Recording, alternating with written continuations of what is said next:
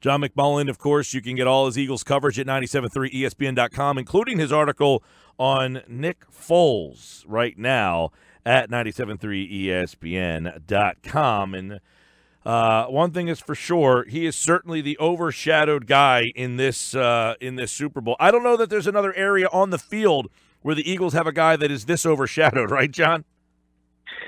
Yeah, I mean, it's interesting the way it's gone, obviously, because if Carson is starting in this game, I think that's all the talk you hear about sort of the passing of the torch. And I think it's, people don't give Nick enough credit for being able to pull this off. It wasn't a long time, obviously, Carson injured in week 14.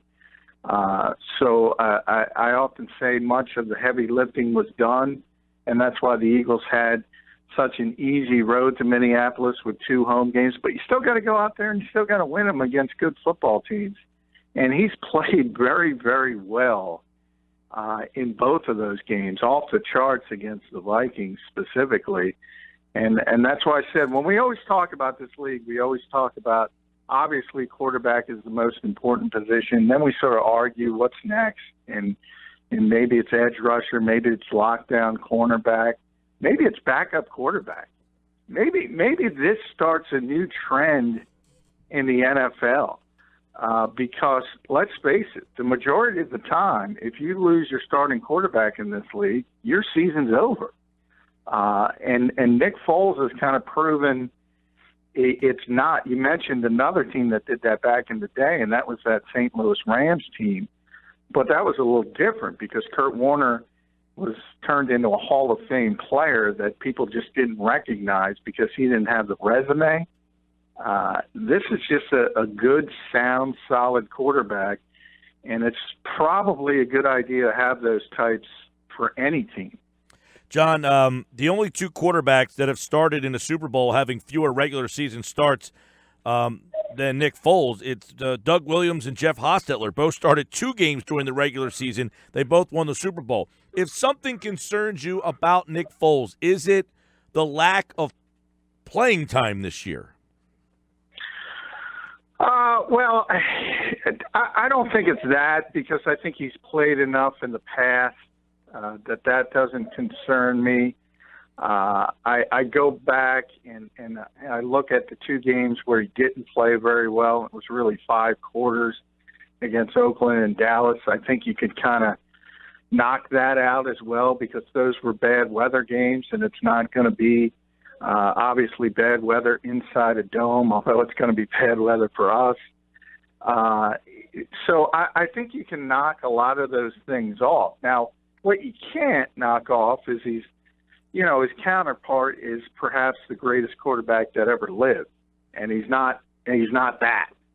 So you can't win this game assuming your quarterback is going to outplay the other quarterback. Even though he is 40 years old, that's probably fool's gold. So I think what he has to do is what I've been talking about since he entered the lineup, and that's play a very, very clean game, no turnovers, and hand it over to that defense and let them bring it home.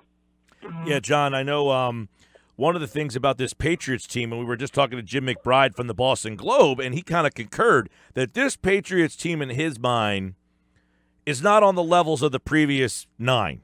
Would you concur? Certainly defensively, I think this is probably the worst defense the Patriots have had during this run, certainly when they made it to the Super Bowl. And then offensively, you look at, obviously, Julian Edelman hasn't been there the entire season, but they've proven last year they made the run without Rob Gronkowski. They've proven they can mix and match offensively, but that front 7 on defense just isn't very good. It's not very talented. In a lot of ways, they've done it with mirrors. You have to give a lot of credit, obviously, to Bill Belichick and Matt Patricia.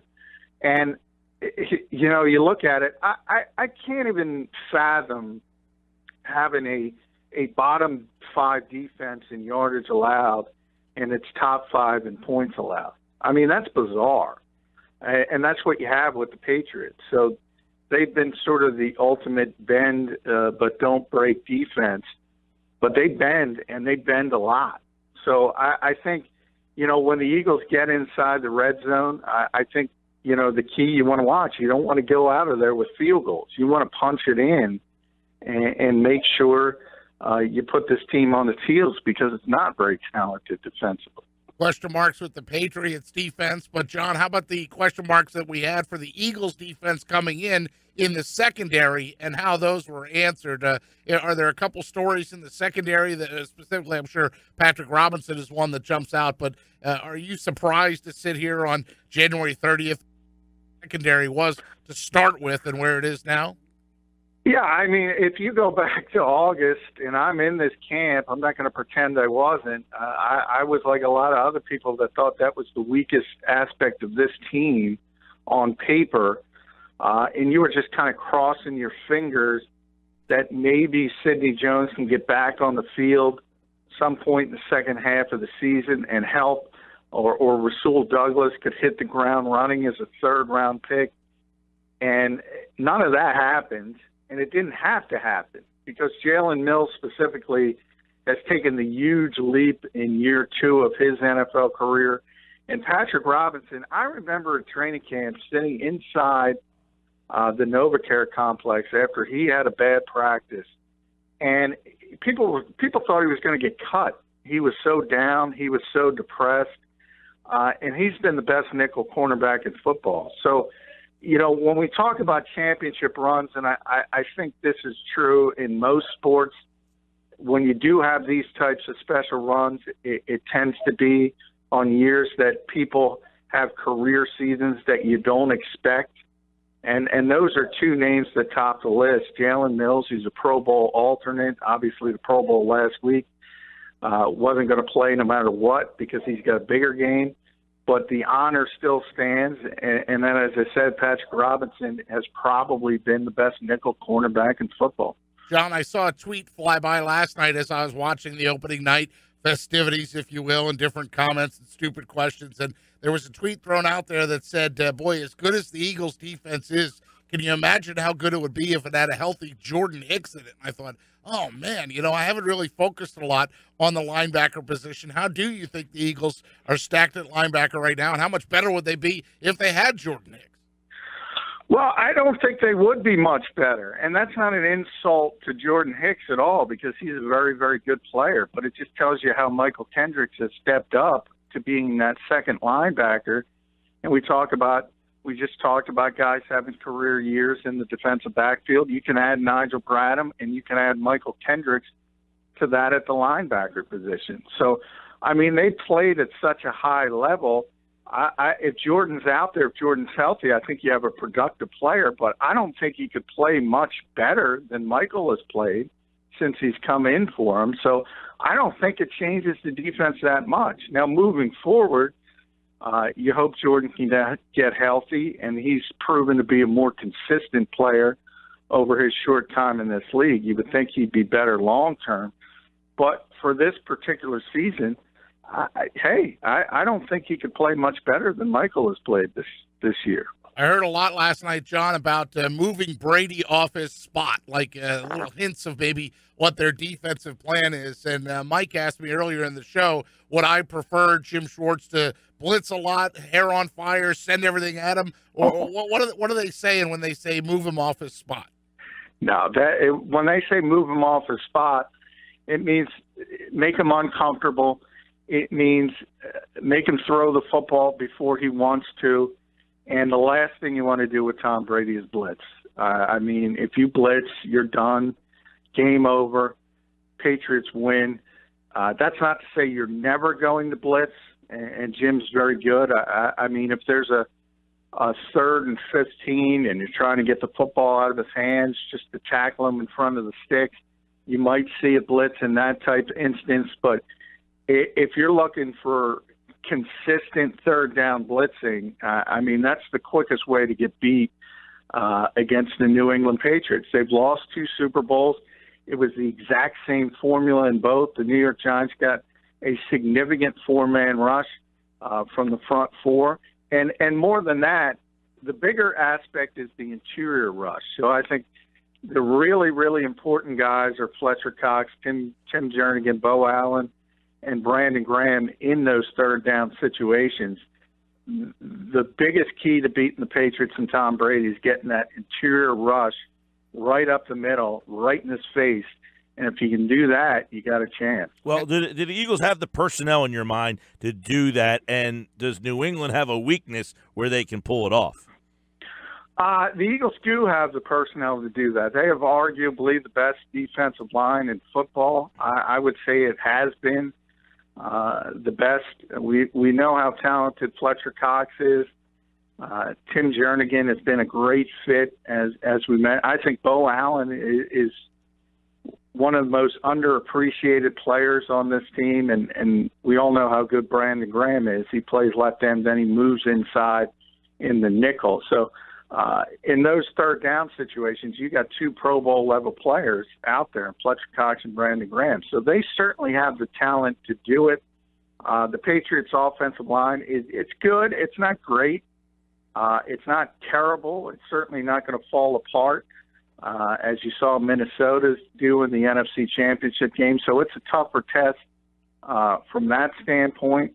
But the Eagles have the personnel to pull it off, and that's, I think, part of the reason there's so much excitement in this game, because the Eagles' strengths sort of match up with how you have to play the Patriots, at least defensively. Yeah, just to circle back there, John, you would then say if they're going to blitz, make it a timely blitz, like when McLeod changed the game against the Falcons, because that was a timely blitz. It wasn't repeated blitzing. Yeah, exactly. Yeah, I mean, everybody blitzes. I'm not saying they're not going to blitz at all. You have to bring an extra rusher occasionally, and that's one thing that Jim Schwartz is very good at. You know, anytime Jim Schwartz plays, he doesn't like to blitz. That's not his MO. He's a guy that prefers to get pressure with the front four, and that's what everybody wants. But when you don't get pressure, that's when you have to start sending extra guys, and that can work and work very well against a lot of quarterbacks. It's not going to work very well against Tom Brady. He's too smart. He's seen it all. You know, people will say the Patriots will steal signs. We have the whole Spygate thing. They kind of know what's going on. They're prepared. If you do consistent blitzing, they're gonna tear you apart. Hey, John, on the Eagles' defense, which, you know, I don't know that there's a guy on the defensive side of the ball that's had a down year or a disappointing year or you know, fell short of expectations. But if you're McDaniels and you're, you know, going after one guy, what guy on the Eagles' defense concerns you in this matchup? Well, as I just talked him up, it would be Michael Kendrick, only because the Patriots are so good throwing the ball out of the backfield. They have so many different running backs. They can give you so many different looks, and they can all catch the football really, really well. And by nature, I mean, we always talk about Rob Gronkowski being a tough matchup. He certainly is. He's amongst the toughest. But, you know, all across this league, you saw it with Duval Kamara and New Orleans. Everybody's looking for these backs that can run past Spanish. Christian McCaffrey in Carolina, another rookie who's great at it. Everybody wants that type of player because they're just better athletes. And if you can get them out in the space against linebackers, and Kendrick is a tremendous, tremendous athlete for a linebacker, but that's a mismatch. And the Patriots probably do that kind of thing better than anybody maybe in the history of the NFL. You know for sure that the Patriots, probably last night's another night in the park for them, but I know you're not in Minnesota yet, but just watching from afar, did the Eagles, you know, seem like a team that, you know, was enjoying the moment, that it wasn't too big for them, that they didn't get kind of caught up in it? It seemed like they handled last night, just watching from afar, pretty good. Yeah, I mean, I think it's fine. I think all teams do. I kind of mentioned that yesterday on the show. I think that's a little bit overrated from a player standpoint. I think the bigger issue is sort of some of the ancillary things nobody thinks about.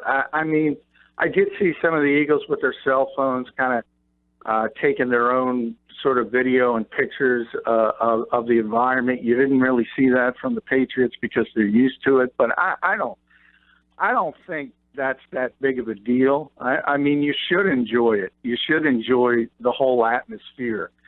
And when it comes time to get to work, you get to work. And I think the Eagles will do that. To me, the bigger issue is the preparation, and both these teams have proven that they're great game planners. I mean, Belichick, we don't even have to talk about. If he's not the best coach in the history of this league, he's certainly in the top 2 or 3. And Doug Peterson and Jim Schwartz and Frank Reich have been phenomenal this year, week in and week out. So I think from the preparation aspect of it, I think you'll learn more, obviously, during the game on Sunday, but I expect both teams to be ready. Hey, John, I know Jeffrey Lurie was on the floor yesterday during that opening night last night and had a couple count. Do you think he's sticking his chest out and puffing his chest out right now? Like, that's right, we're back, gold. I didn't hear the words gold standard come out anywhere, but yeah. He's certainly a pretty prideful owner. He should be prideful. I mean, this has been a great season for his team. I didn't see any outrageous quotes like you mentioned, the gold standard everybody brings up. You wait till Monday for that. If you want to stick your chest out, if you win the football game, that's great. I think it's big for him because, I don't know if people realize this, but he's a Boston guy. He grew up he tried to buy the Patriots.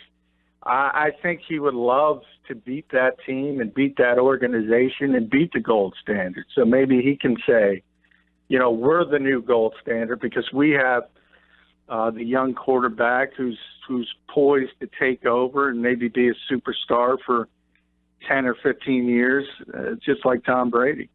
John McMullen, 97.3 ESPN.com. Follow him on Twitter for all of his Super Bowl coverage at JF McMullen, and he will be touchdown in Minneapolis tomorrow, and he will be out there with us on Thursday and Friday. We'll be on Radio Row, so make sure you follow him on Twitter at JF McMullen for all of his Eagles coverage right now at 97.3 ESPN.com. The Eagles practice today, so the normalcy is starting to kick in a little bit at least, where you're out in the field and doing things where not everything, is parading these guys around, right?